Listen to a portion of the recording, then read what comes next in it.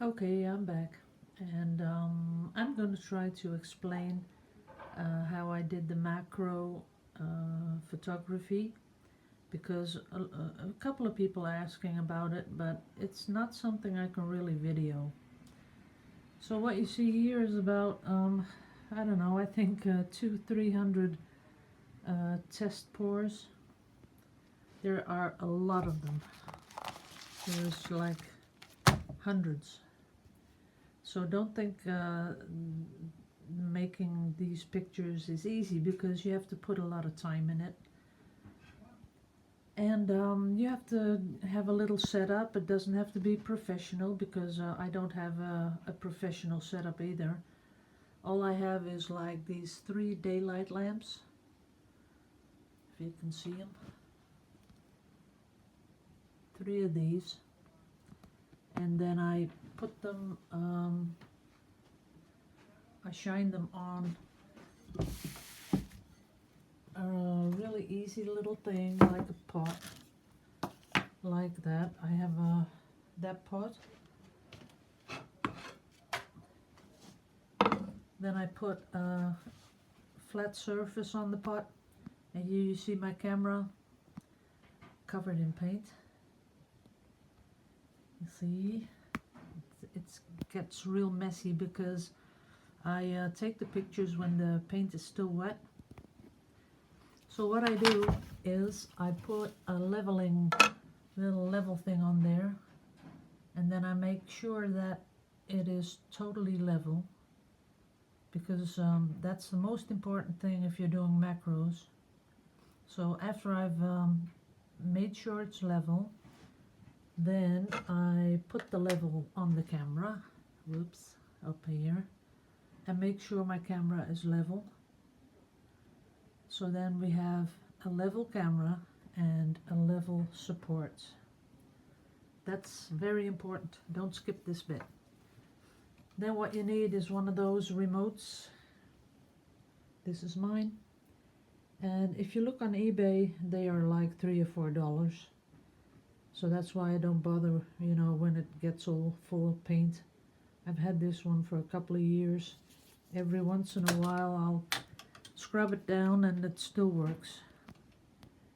Then the most important thing that you have to have is a very good macro lens. And that is my macro lens, also covered in paint. What else is new?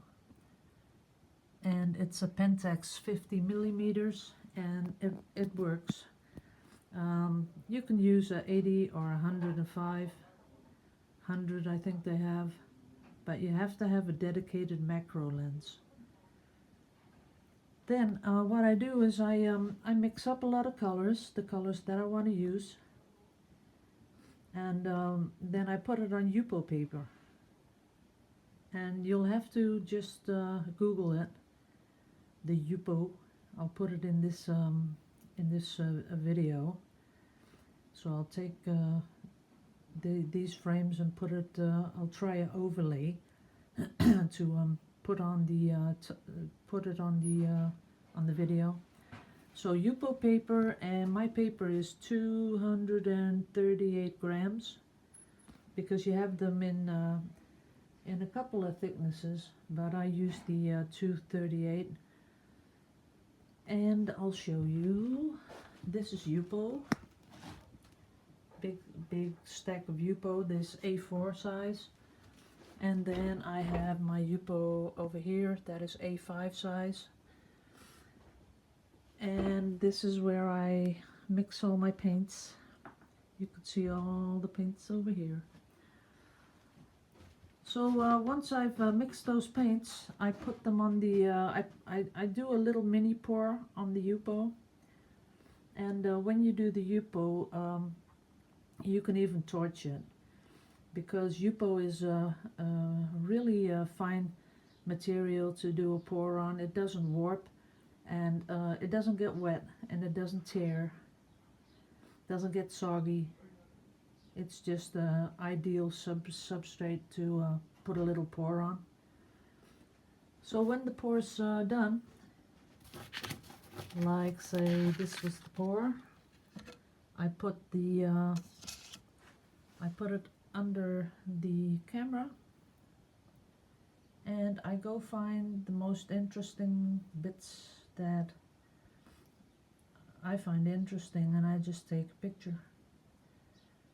So the settings you'll be needing is, that's the thing to think about, because you want the most depth of field, because otherwise, if you're doing the diaphragm at 2.8, you don't have much room to have an error in the leveling. So the higher you go, I usually take the pictures around about 22, then you have a reasonable depth of field, so you can take pictures and be sure that everything is in focus. It's all about the combo. You want a good camera, you want a very good lens, a dedicated macro lens, you want to level everything out, and you want to have daylight lamps, because I don't work with a flash. I don't like it. I like to see what I'm photographing up first, and then decide if I want to take a picture. So I think that's the most important.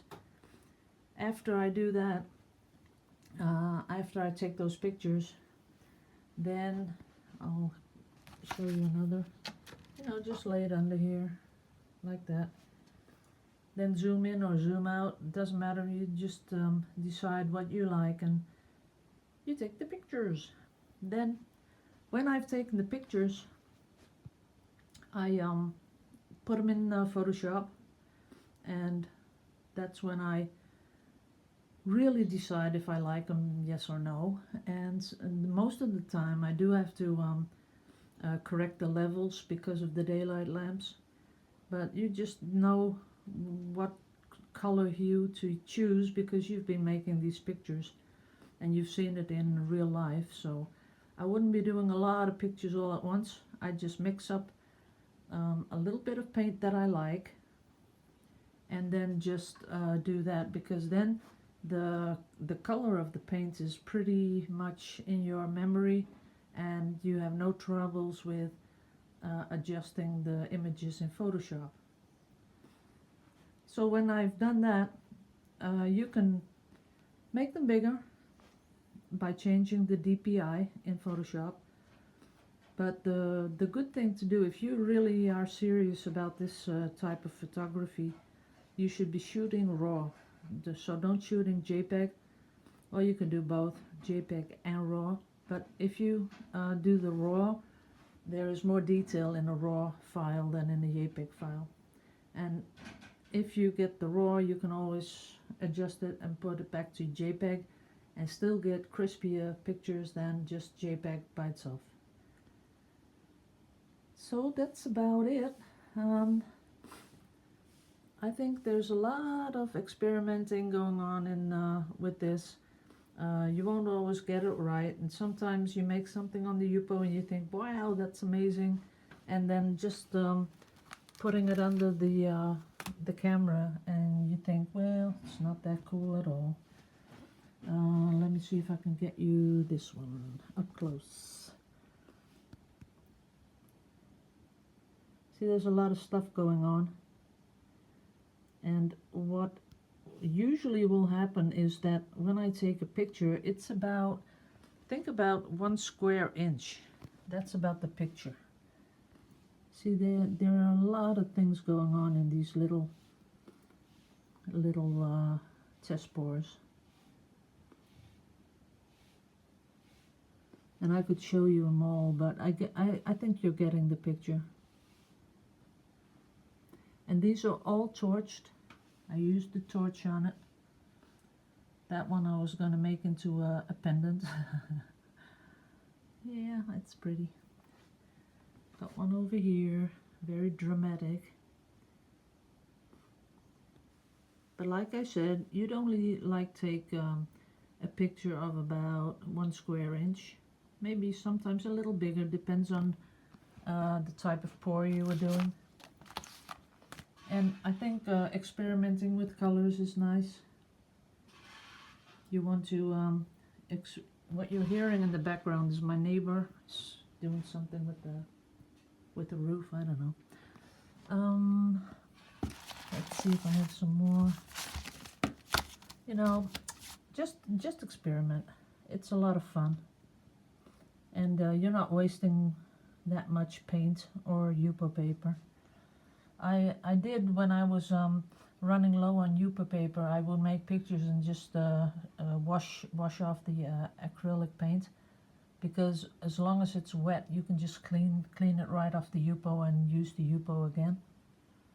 And there's a very little bit of paint on these things. Think about like drops. That's about it. So I hope this makes it a little bit better to understand. It's all about leveling out the camera and the support using a macro lens. You can use a 50 millimeter, but it has to be a real macro lens. Camera, this one, that's the K10D from Pentax, and it's a camera that's 10 years old, and you could pick one up right now for I think between $150 $200. Over here in Holland you have these second hand for 150 euros, and they work really well. It's a very good camera. If I were to buy a new camera, it would be the Pentax K1, because the K1 is the full frame camera, and I was going to buy one, but you know, I have not sold one of these things on Curios or Society6 or whatever site. So I thought, you know, if I were to sell some of those prints, that would be a thing I would be willing to buy. But this does the job. And I think sometimes if you're not making money on something, you shouldn't be investing in such a expensive camera, because the K1 is something like 2,300 euros right now here in Holland. It's a lot cheaper in America, but over here it's pretty expensive. So that's what I've been doing, and that's how you do it. Have I forgot anything? Let me think.